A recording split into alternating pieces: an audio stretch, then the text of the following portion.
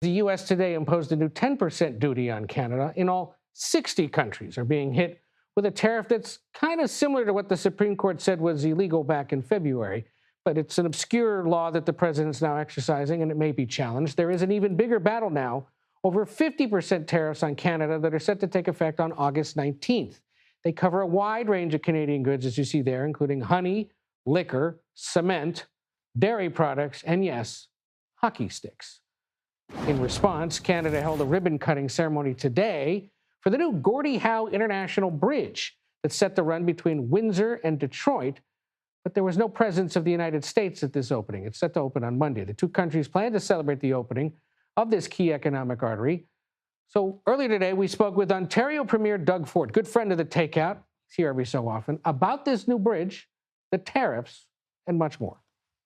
Premier Ford, thank you for joining us. I know you're standing on the Canadian side of the Gordie Howe Bridge, named for the hockey great, yes, that is set to open next week. This was supposed to be an international celebration of a pretty historic infrastructural and economic achievement. It is not going to end up that way, as there won't be a joint U.S.-Canadian ceremony, but there was a Canadian one today. And I want to call out the fact the president a little while ago on Truth Social said Canada disinvited the United States of America to the opening of the Gordie Howe Bridge, which is fine, considering they are paying substantial tariffs to the United States. But the original deal on the bridge, which was terribly negotiated by a previous administration, no longer stands. We changed the terms of the deal so that the United States of America now gets 50% of the profit. Is that your understanding of what this deal is? Well, that's not quite, but it's close. But at the end of the day, Ed, first of all, thanks for having me on. This is going to create jobs on both sides of the border. We have over probably $52 billion U.S. going back and forth in trade, two-way trade.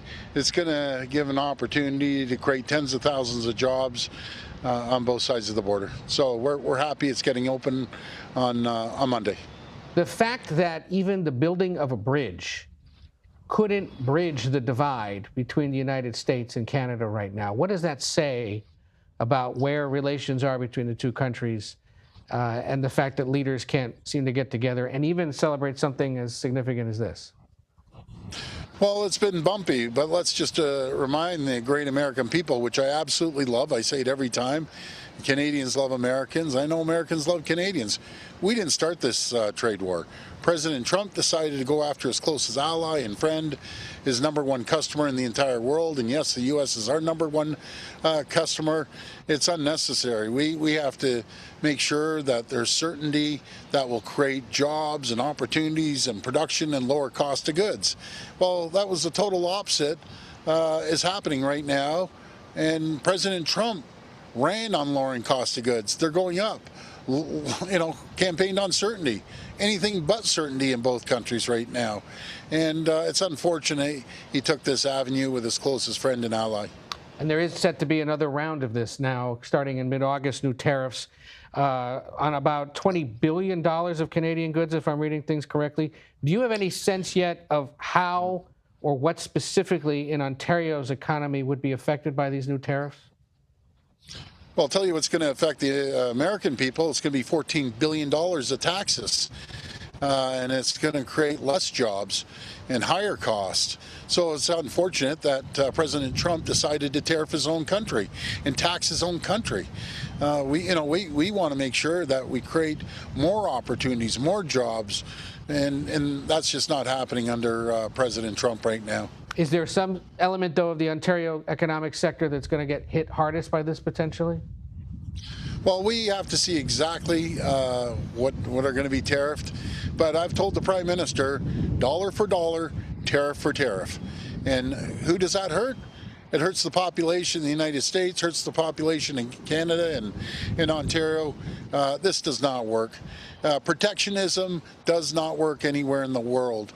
We're the two greatest countries in the world, the largest open border in the world, two closest allies, and we didn't start this war. President Trump decided to economically attack Canada. They're your #1 customer. I'll give you an example. Just Ontario alone, Ed, 9 million Americans wake up every morning to produce a product, a widget, or a service for Ontario alone, not including the rest of Canada. And now there's gonna be hundreds of thousands of people losing their jobs if these tariffs continue to happen.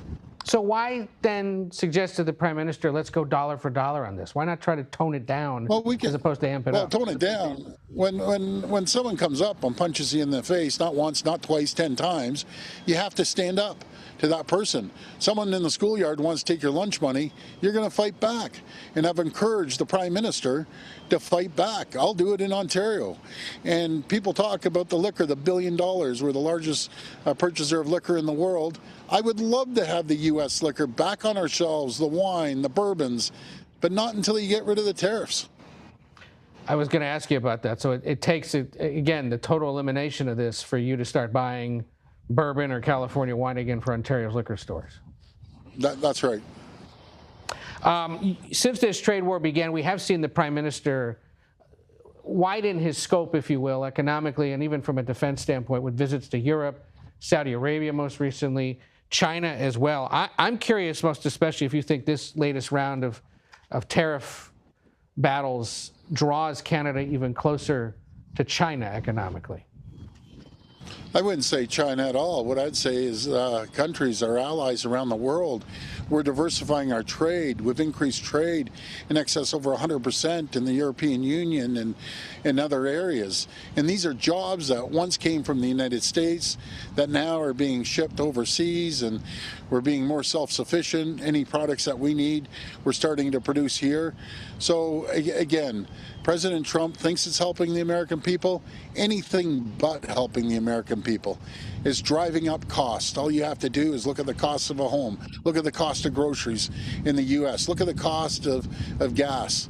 So cost is going up. It's not going down ever since he started this trade war with Canada. All right, Premier Doug Ford of Ontario, to be continued. Thank you. But congrats on the bridge. We'll see if it opens as scheduled next week.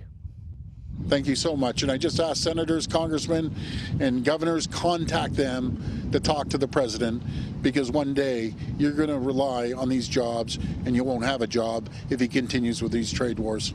Thank you. Thank you.